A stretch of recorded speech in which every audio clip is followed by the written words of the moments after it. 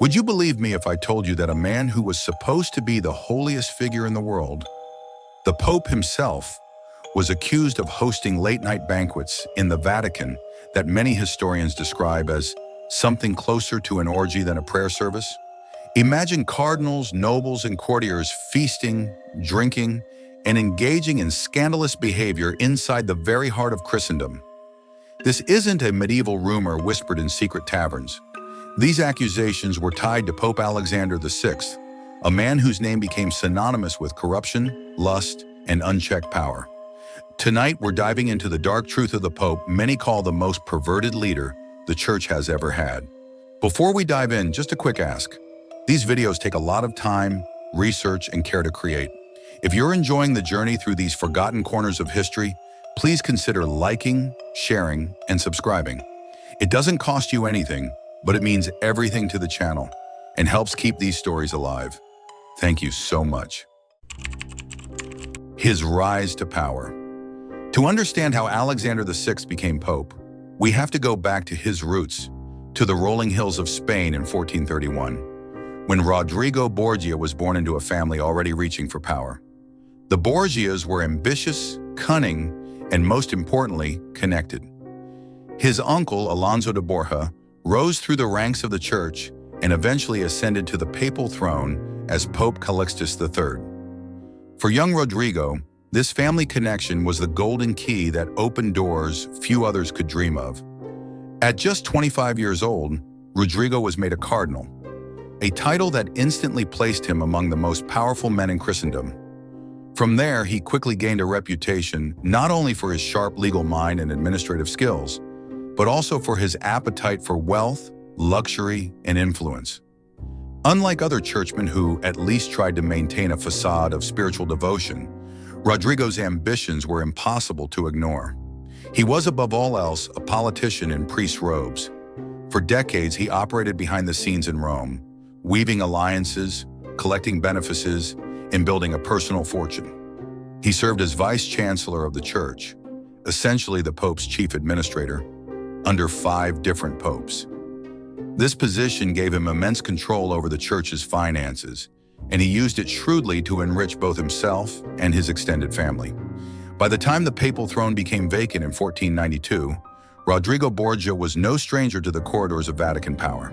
He knew exactly how the game was played, and he was more than ready to seize the ultimate prize. That year, the election of a new pope was one of the most fiercely contested in history. The papacy was not merely a religious office. It was the kingship of Italy, a throne whose influence stretched across Europe and even into the newly discovered lands across the Atlantic. Spain and France both had vested interest in who would wear the papal tiara, and Rodrigo Borgia understood that to win, he would need more than prayers. He would need strategy, wealth, and a willingness to bend every rule. According to numerous contemporary accounts, the conclave that elected him was drenched in corruption. Borgia's rivals accused him of outright bribery, offering cardinals lucrative church offices, promising land and income, and in some cases, delivering literal chests of gold to secure their votes.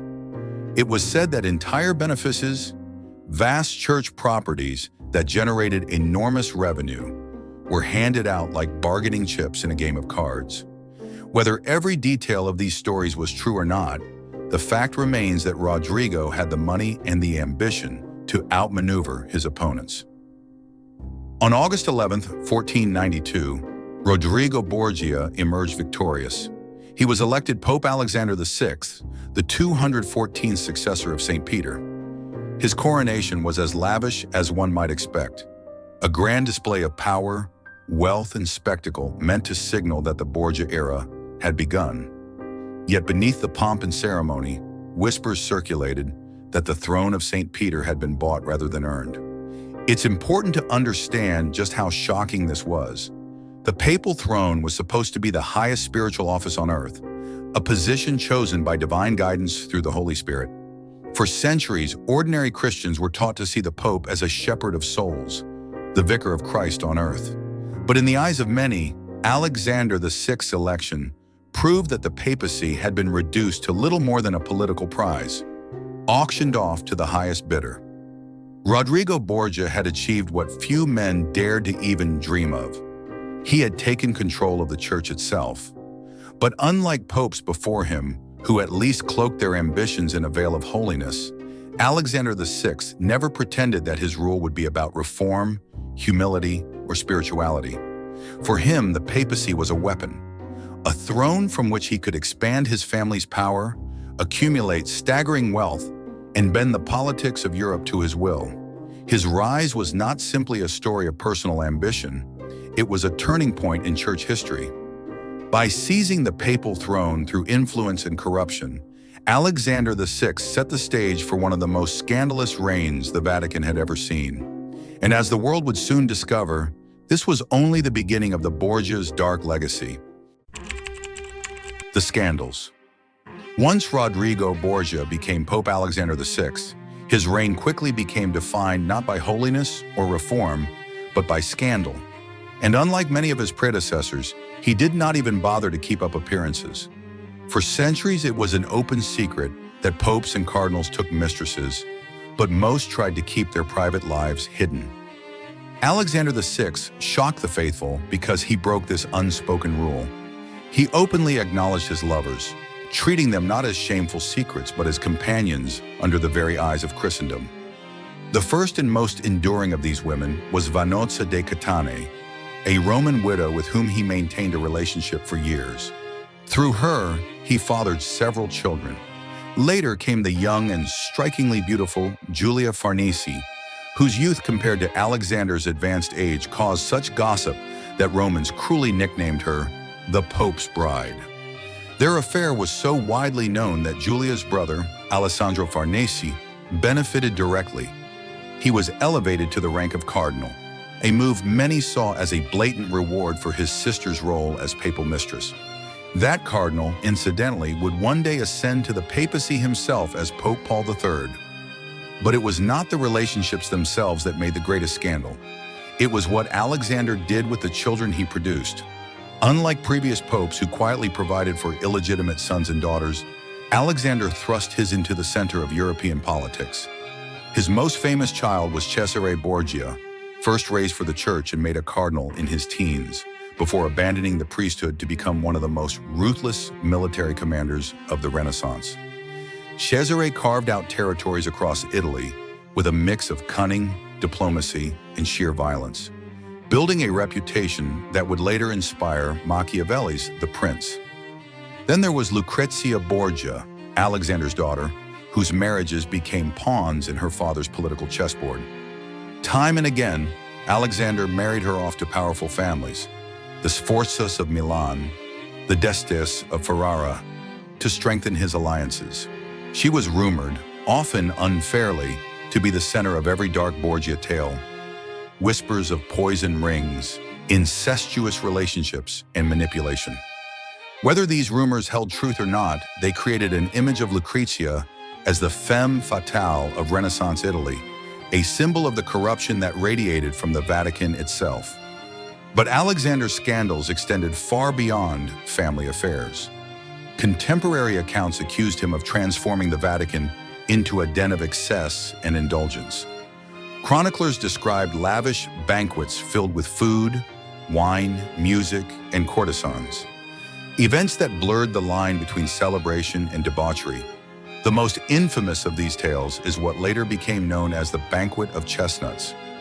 According to one account, courtesans danced and entertained papal guests while chestnuts were scattered across the floor, the women competing to pick them up in ways designed to shock and amuse the audience. What followed has been described in terms that horrified moralists of the time, a night of unrestrained indulgence within the Vatican itself, attended by the Pope's own household.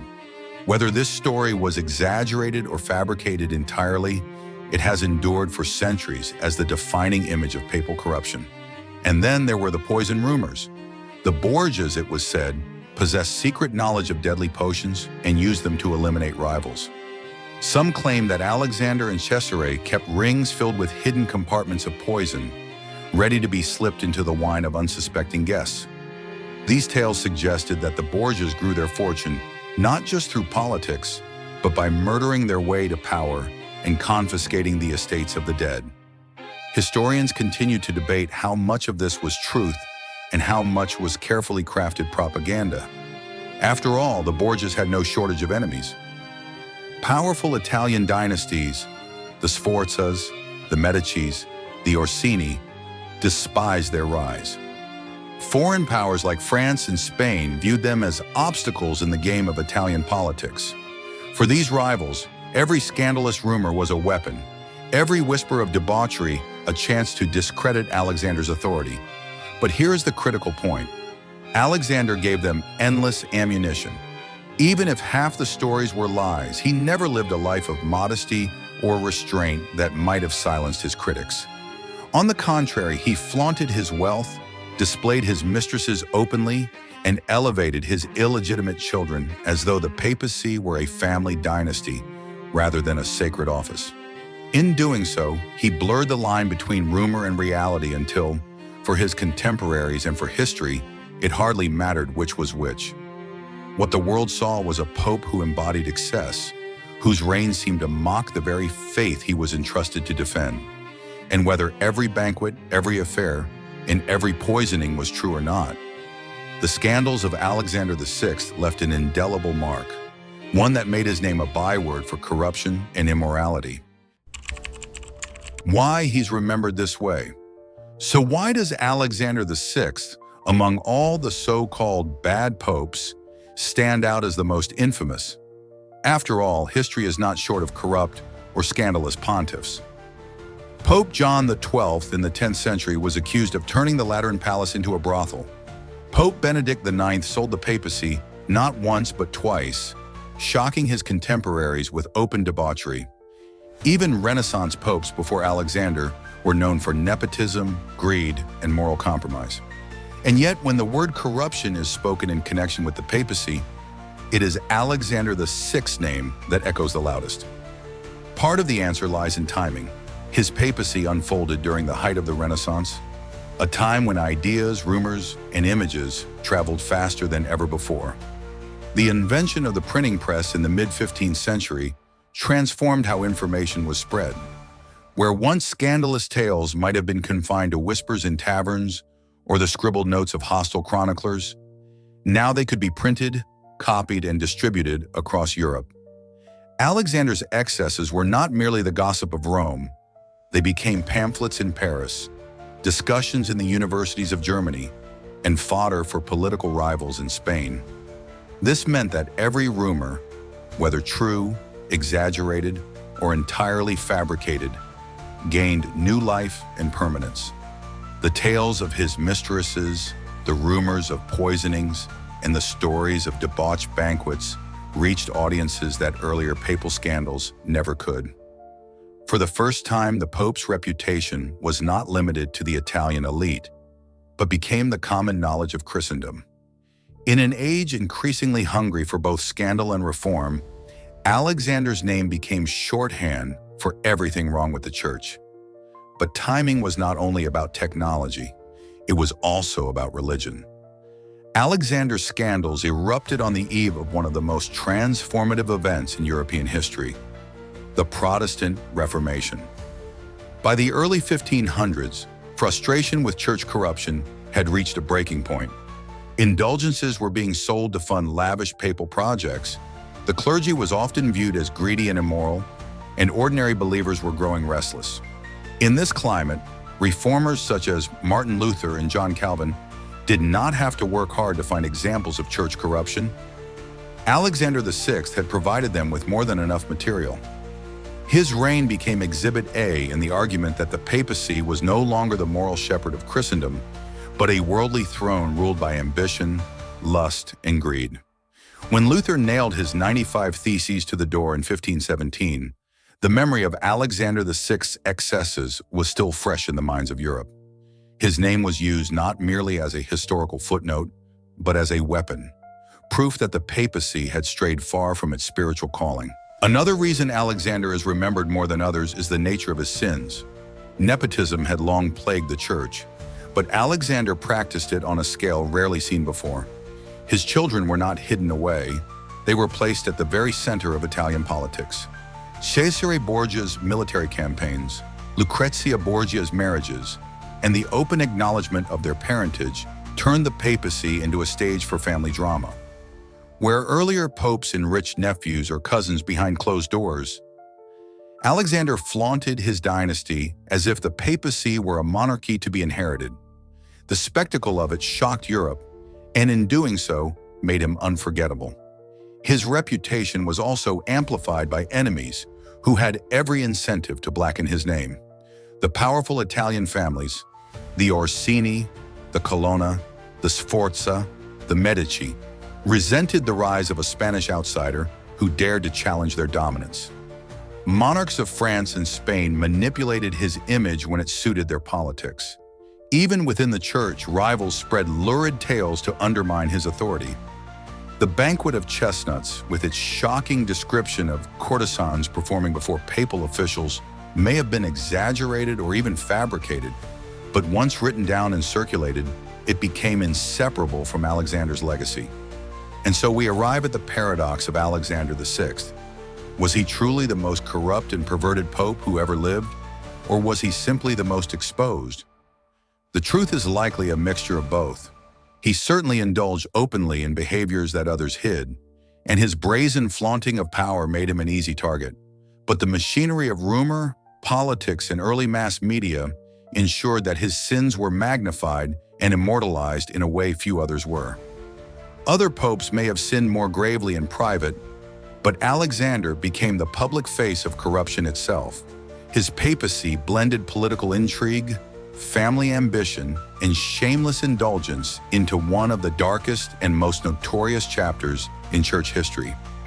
More than 500 years later, his name still evokes the image of a Vatican shrouded in scandal, a reminder of how timing, perception, and narrative can transform one man's vices into the enduring symbol of an era. So, was Alexander VI truly the most perverted pope in history? Or was he simply the most exposed? A man whose rivals took every rumor, every whisper, and magnified it into legend. The truth, as with much of history, lies somewhere in between. Rodrigo Borgia, as Pope Alexander VI, undeniably lived a life that clashed with the very ideals he was sworn to uphold. He openly acknowledged his children, flaunted his mistresses, and wielded the papal throne as if it were a personal dynasty. These actions alone would have been enough to stain his name in church history. Yet what turned his reputation into something larger than life was timing. The Renaissance brought not only art and learning, but also the printing press, a new tool that spread stories faster than ever. Alexander's scandals were not forgotten in dusty manuscripts. They were circulated, repeated, and weaponized. His name became a convenient symbol for critics of the church, especially as the Protestant Reformation gathered strength. To reformers like Martin Luther, Alexander was the perfect example of why Rome had lost its moral compass. Other popes before him sinned in secret, and some after him were hardly saints. But Alexander VI became the icon of corruption. The man whose papacy seemed to embody everything the faithful feared had gone wrong with the church. And perhaps that is why, more than 5 centuries later, his legacy still lingers. Whether remembered as the most perverted of popes, or simply the most infamous, one fact remains. Alexander VI's reign carved a scar into the history of the papacy, and the world has never forgotten it. If you made it this far, thank you so much for watching. We know these are not easy stories to hear, and we deeply appreciate you joining us on this exploration of history's darker corners. If you found this video insightful, please consider giving it a like, sharing it with others who are interested in untold history, and subscribing to the channel to make sure you don't miss our next chapter. Thank you, and see you in the next episode of Dark Lore.